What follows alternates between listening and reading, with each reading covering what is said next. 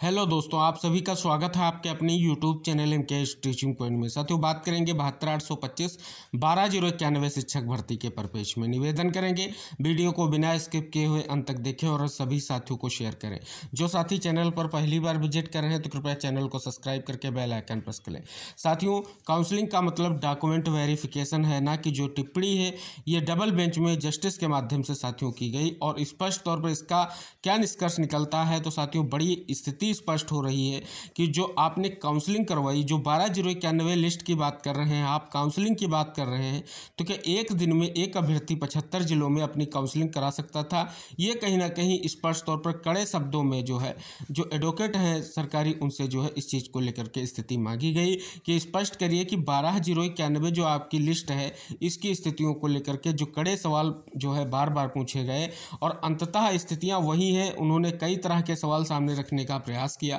लेकिन अंततः निष्कर्ष यही अब तक की सुनवाई का निकल कर आ रहा है कि 12,091 लिस्ट के लिए जो स्थितियां पैदा करने का प्रयास किया गया था स्पेशल अपील के माध्यम से कि जो सिंगल बेंच ने आदेश किया है उसको रद्द कर दिया जाए। सुप्रीम कोर्ट के डायरेक्शन पर एक बड़ा निर्णय सिंगल बेंच ने दिया है और डबल बेंच में स्पेशल अपील के माध्यम से जाने का एक ही उद्देश्य था कि सिंगल बेंच ने जो आदेश दिया है उसको खारिज किया जा सके।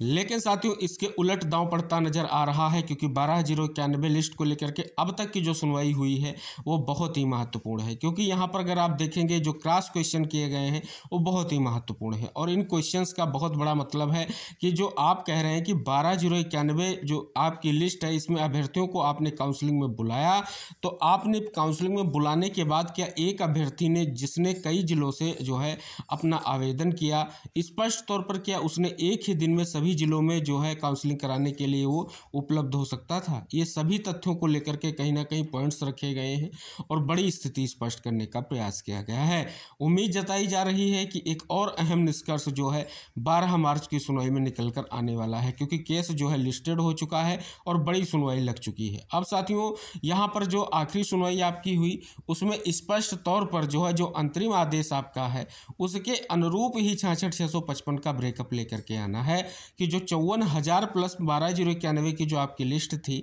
उसमें जिन अभ्यर्थियों को आपने ब्रेकअप दिया है और 66,655 का आंकड़ा आपने कंप्लीट किया है, क्योंकि आपने 12,091 लिस्ट के अभ्यर्थियों को नियुक्ति नहीं दी है, तो किनको नियुक्ति दी है ये स्पष्ट तौर पर आंकड़े साक्ष्य के साथ लेकर के आइए। तो साथियों स्पष्ट कर दें, स्पष्ट रूप से जो ये स्थिति उत्पन्न हुई है यहाँ पर पूर्णतः जो है कहीं ना कहीं निष्कर्ष निकलकर सामने आने वाला है। जो आंकड़ों का खेल है इसमें ही 12,091 पर जो है डबल बेंच की फाइनल मोहर लगेगी, क्योंकि साथियों ये आंकड़ों का खेल लगातार जारी है और इन आंकड़ों के खेल में स्थितियाँ आप देख रहे हैं कि सभी अपनी अपनी स्थितियों को लेकर के आगे बढ़ रहे हैं और पूरी की पूरी स्थिति है कि जिस प्रकार से ये मामला चल रहा है, और सबसे अहम बात यह है कि सीनियर्स ने जिस प्रकार से कोर्ट के सामने तथ्यों को रखा है वो बहुत ही महत्वपूर्ण है और बखूबी ढंग से उन्होंने कोर्ट को सारी चीज़ें अवगत करा दी हैं और कोर्ट इस चीज़ से कन्विंस हो चुकी है कि 12,091 की जो लिस्ट है उस लिस्ट के जो अभ्यर्थी हैं उनको नियुक्ति मिलनी चाहिए, इनको स्पष्ट होना चाहिए। इसलिए सिंगल बेंच से जजमेंट आया है। उस जजमेंट को किस प्रकार आपने जो है चैलेंज किया है, क्या स्थितियाँ हैं, वो सारे तथ्य आप कोर्ट के सामने लेकर के आए। कहीं ना कहीं डबल बेंच की ये पूरी मंशा है और डबल बेंच जो है एक बड़ा डिसीजन देने की ओर बढ़ रही है और स्पष्ट तौर पर जो आपके लिए ये स्थितियां हैं ये 12 मार्च को कुछ महत्वपूर्ण जो है स्थितियां उत्पन्न हुई हैं, उनकी जो स्थिति है वो 12 मार्च को स्पष्ट होगी, क्योंकि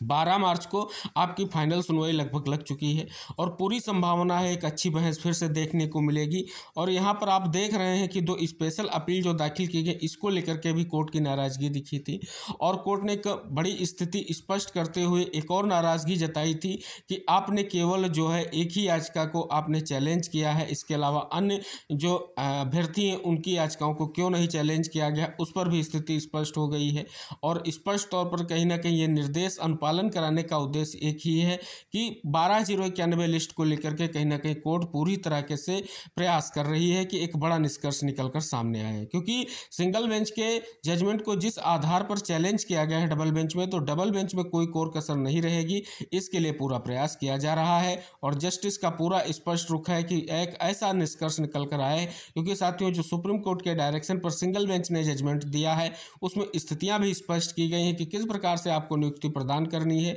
या क्या क्या तथ्य हैं जिनके आधार पर ये मामला निस्तारित हुआ है। उन सभी पॉइंट्स पर कहीं ना कहीं डबल बेंच बिल्कुल जो है क्लेरिफाई करना चाह रही है और पूरा का पूरा समय जो है विभाग और सरकार को दिया जा रहा है कि वो सभी तथ्य ला करके रखें जो उनके अनुसार स्पष्ट रूप से उचित है और वो चाहते हैं कि इन तथ्यों के आधार पर इसका फैसला हो। लेकिन साथियों, अंततः निष्कर्ष इस आंकड़ों के खेल में 12,091 की ओर बढ़ता नजर आ रहा है और पूरी उम्मीद है कि 12 तारीख की सुनवाई एक बड़ा निष्कर्ष लेकर के आएगी।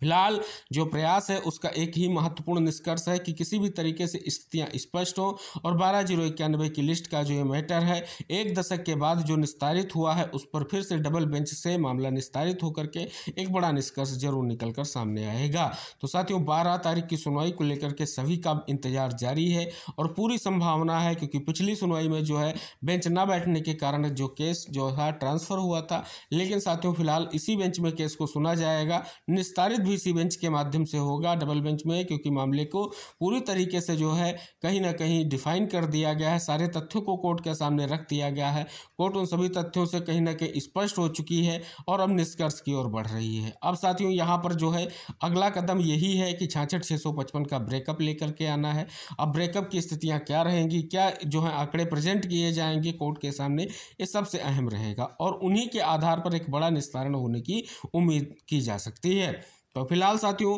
मिलते हैं नेक्स्ट अपडेट के साथ। जो भी स्थितियां रहेंगी, जो भी सुनवाई को लेकर के या आपकी 12,091 लिस्ट को लेकर के जो भी महत्वपूर्ण सूचनाएं होंगी, हम वीडियो के माध्यम से आप तक शेयर करते रहेंगे। निवेदन करेंगे वीडियो को शेयर कीजिएगा, चैनल को सब्सक्राइब कीजिएगा। तब तक के लिए टेक केयर, बाय बाय साथियों।